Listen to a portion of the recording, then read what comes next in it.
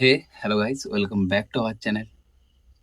তো তোমাদের আমি উম কালকের গতকালকে যেটা ঘটে গেছে, তো কালকে কোনো ভিডিও রেকর্ড করতে পারিনি। তার ফলে আজকের কোনো ভিডিও আপলোড করতে পারিনি।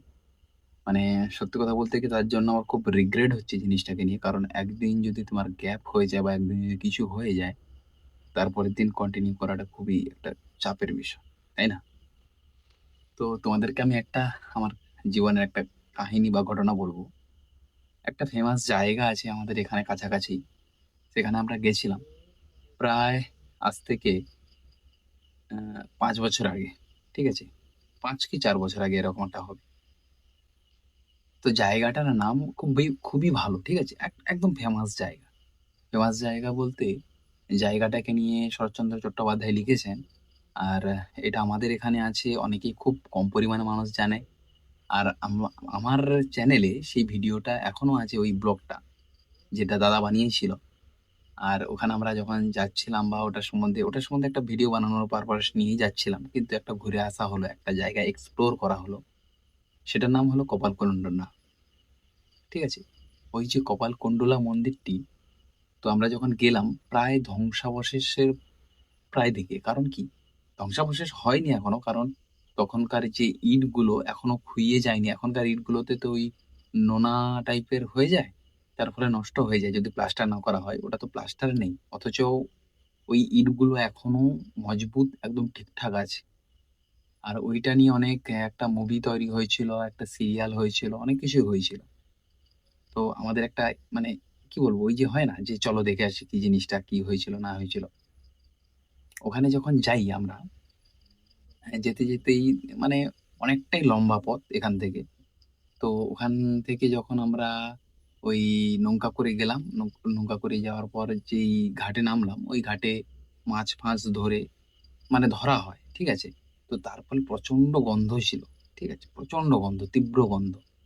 আর সাধারণত দেখবে যারা মাছের কাজ করে বা যারা যাদের ব্যবসা আছে তাদের কোনো এটা পরোয়া হয় না বা এটা কোনো কিছু মনে হয় না তাদের ক্ষেত্রে। কিন্তু তুমি যখন একটা আ এগুলো করছো না, তখন কিন্তু এটা মনে হয়। ঠিক আছে? তো আমরা ওখান থেকে হেঁটে হেঁটেই দিব্যি গেছিলাম। কারণ কি রাস্তাটা আ নদীর পাশাপাশি এরিয়ার রাস্তা যেহেতু, এখনো ওটাতে মাটি পড়ে আছে। ওটাতে এখনো ওই ঢালাইয়ের বা পিচের কোনো রাস্তা হয়নি।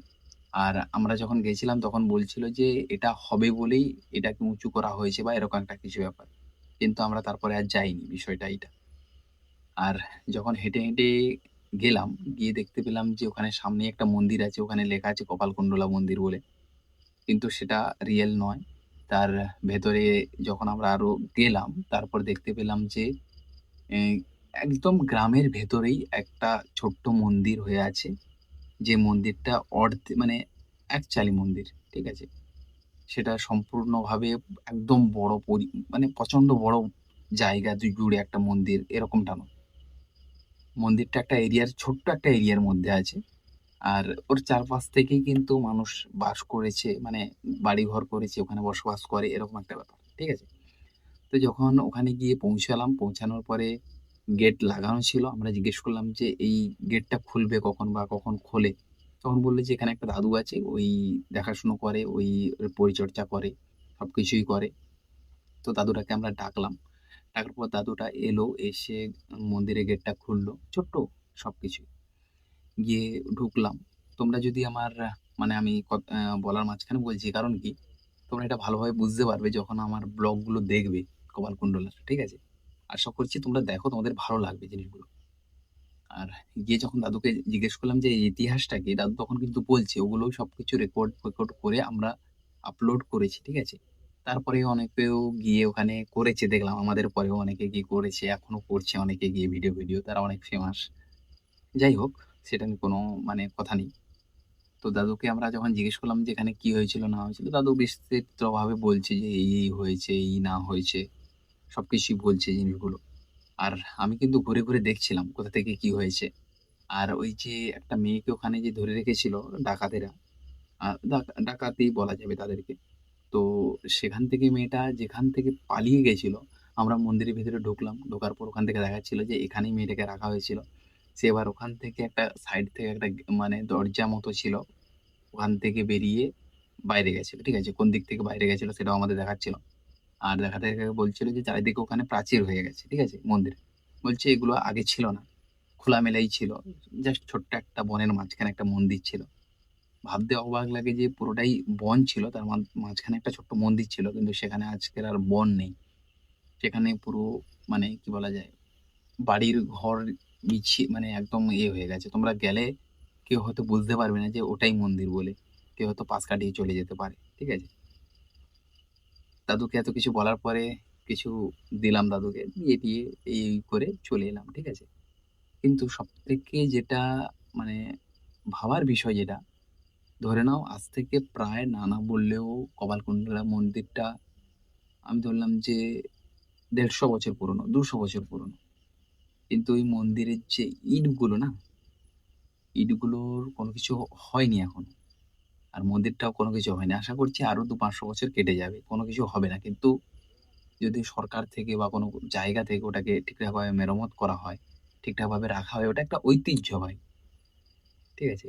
তো এই ঐতিহ্যগুলোকে মানে সরকারিভাবে যদি রিজার্ভ করে রাখা হয় জিনিসগুলোকে, তাহলে খুব ভালো জিনিস হয়। আর ওই মন্দিরের ভিতরে কিন্তু মূর্তি সম্ভবত নেই এখন। মন্দিরটা পুরো ফাঁকাই পড়ে আছে। আমার যতদূর সম্ভব মনে পড়ছে, কারণ অনেকদিন আগেই গেছিলাম। সম্ভবত মূর্তি নেই। কোনো মায়ের হোক, কোনো কিছুই মূর্তি নেই ওখানে।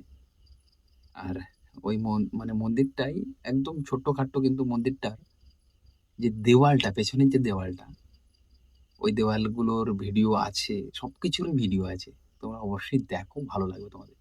আরো তোমাদের একটা কথা বলি, তোমরা জানো যে রিসেন্ট ভোট, ঠিক আছে?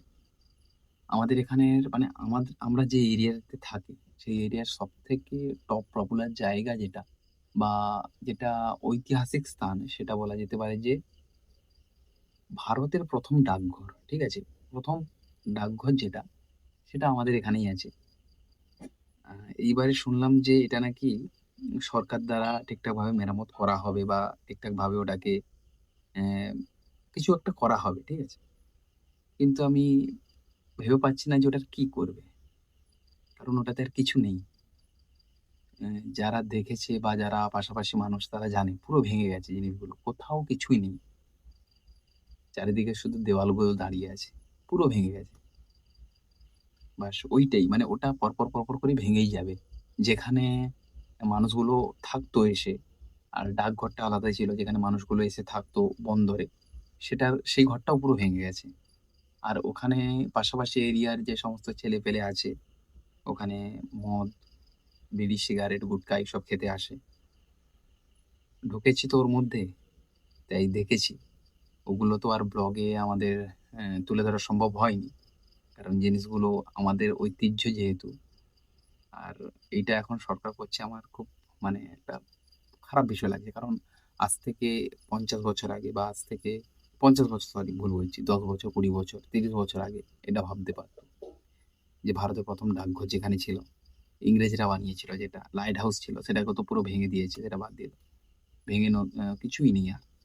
ডাকঘরটার বোধহয় অ্যা ২ টো এরকম মানে এই দাঁড়িয়ে আছে, আর কিছুই নেই। ঠিক আছে? ওর সিঁড়িগুলো ভেঙে বেরিয়ে গেছে। সবকিছু শেষ। ঠিক আছে? এরপরে ওগুলোর উপর রং করবে এশিয়ান পেইন্টের কি, ওগুলোর উপর কি করবে কে জানে?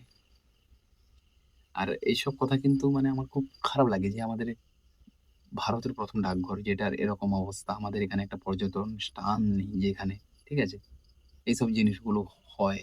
খুব মানে একটা গায়ে লাগার মতো বিষয়। আর সেটা কেউ কিছু করে না, কেউ কিছু বলে না। যাই হোক হয়ে যাচ্ছে যে যেরকমভাবে। আর আমি যে কলেজে পড়তাম, ওই কলেজের একজন প্রফেসর ছিল। অ ওই এরিয়ার মধ্যেই বড় গাছগুলো ছিল, যেটা বেআইনিভাবে কাটা হচ্ছিল। তার জন্য প্রোটেস্ট করছিল উনি। কিন্তু কিছুই করার নেই। কেটে ফেলেছে ওনারা। ঠিক আছে? কারণ কি, সেসব পুরনো গাছ থাকলে বা বড় গাছ থাকলে তোমরা জানো কি? মানে জানোই তোমরা অবশ্যই যে বৃষ্টির ফলে মানে মাটি ধুয়ে যায় না। নদী তার বিস্তৃতি বাড়াতে পারে না। উপকূল এরিয়া ঠিক থাকে। ঠিক আছে? এইসব জিনিসগুলো হয়ে থাকে। যাই হোক, এত কিছু কথা বলে লাভ নেই আমার। কারণ এইসব কথায় কেউ শুনবে না, কেউ পাত্তাও দেবে না, কিছুই হবে না। আর আজকের মতো এই পর্যন্তই। দেখা হচ্ছে তোমাদের সঙ্গে নেক্সট ভিডিওতে। Tata, bye bye.